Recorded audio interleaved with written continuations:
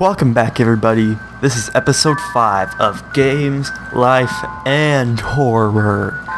Last episode we covered Eyeless Jack. It was a pretty short video. I apologize for that. But since we covered Eyeless Jack, it's only fair we cover the other Jack. Jacksepticeye. But no, seriously, we're covering Laughing Jack today. I might say Eyeless Jack on accident a few times, but it's Laughing Jack. So everybody, let's get into this.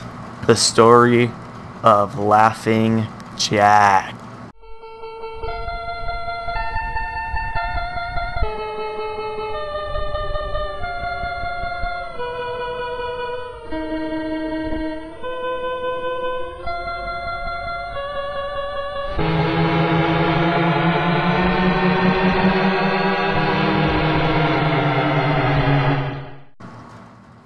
Have you ever had an imaginary friend?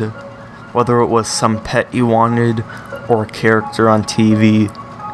Many kids have imaginary friends, including a 5-year-old boy named James, who had an imaginary friend named Laughing Jack. His mother noticed that James would either be outside or in his room most of the day, talking to the air, but she couldn't see who he was talking to, although James said he was talking to Laughing Jack.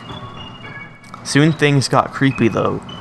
One day she found James eating a bunch of candy on the sidewalk in the front yard, even though she didn't own any candy.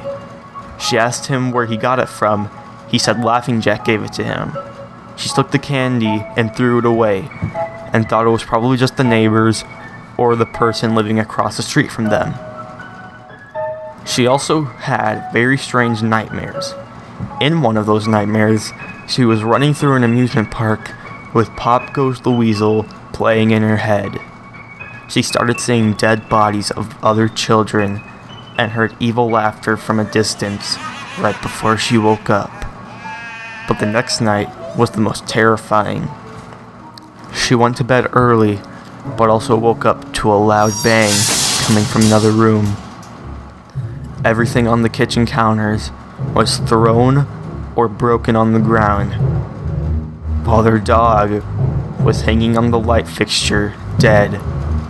When she looked at the dog, he was stuffed with candy instead of blood. It was the same candy that James had earlier.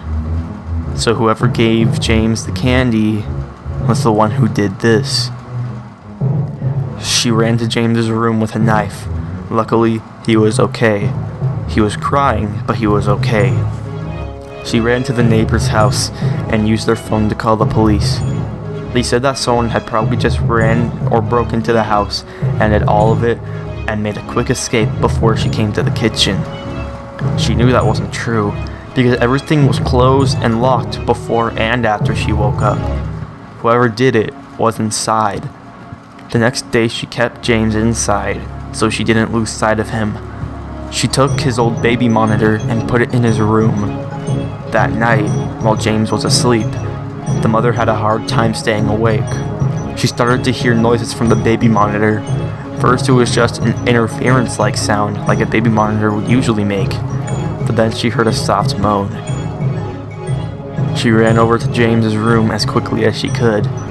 Before she got in, she heard the same evil laugh from her nightmares. When she ran in, she froze.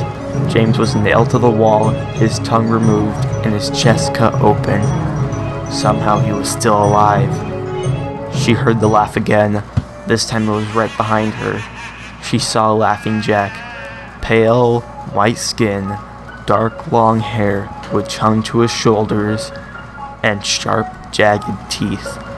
He almost didn't look real. He looked like a rag doll. He looked like something straight out of a nightmare, which is pretty much what he was from. He wore a black and white clown outfit with matching socks. She took a knife as Jack walked towards James. Right when she struck at him with the knife, he disappeared, with the knife hitting James instead. Soon the cops came to see her with the knife in front of her dead son. She was taken away. The trial was short, and she was put into a house for the criminally insane. She had been there for 2 months. The only reason she decided to share the story, or even remembered it, was because she heard Pop Goes the Weasel coming from a nearby room.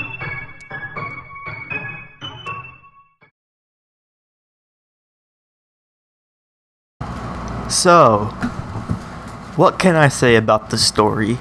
It's not the best, it's not the worst, it's barely average. Just like Eyeless Jack, it has a very creepy character in Laughing Jack, but it still has a very flawed story. And now, it's time for the question. Is it real? I'm just gonna say this one sentence. Creepypastas are not real. So don't be scared of them in the dark or when you go to sleep. That's all I need to say. They were just created for the internet. Now it's time for the ratings. Starting off with creepiness, it's definitely a very disturbing story, but the gore, I feel, was overused too much. Laughing Jack isn't even a slasher story. It's supposed to be supernatural, so I don't feel gore should have been used as much as it was. Other than that, it was very disturbing, although the part with the dog's death was a little forced, as we don't hear about the dog before or after it dies. These flaws drop its creepiness down to a 6 out of 10. It would have been probably an 8 or a 9 if it wasn't for those flaws. For the originality, I don't feel there's much of the story I haven't seen before. An evil clown is obviously taken from the movies or TV shows like the 1990s It miniseries. And of course, there's a dog death, which happens in almost like every supernatural movie out there. If there's a dog in the story, it's most likely gonna die, especially if it's even the main villain of the story. It does pull you into the story, which is why they have a dog die. So the originality part is gonna get a 2 out of 10. For believability, well, I already said that it wasn't much there, so I mean, you know. An evil clown who killed a dog, stuffed it with candy, haunted nightmares, and ripped a kid's tongue out, removed all his organs with his chest ripped open, and still being alive? That doesn't sound like something you'd actually believe, right? It gets a 4 out of 10. So we end up with a 12 out of 30, a little below 50% below average, but still not the worst, which still belongs to Sonic.exe. So, at least Laughing Jack has one positive in this series. That ends off this video, and I hope y'all enjoyed this. Let's get 3 likes for episode 6. And yeah, if you like this video, please leave a like, comment, share, and subscribe. I'll see you all later. Goodbye.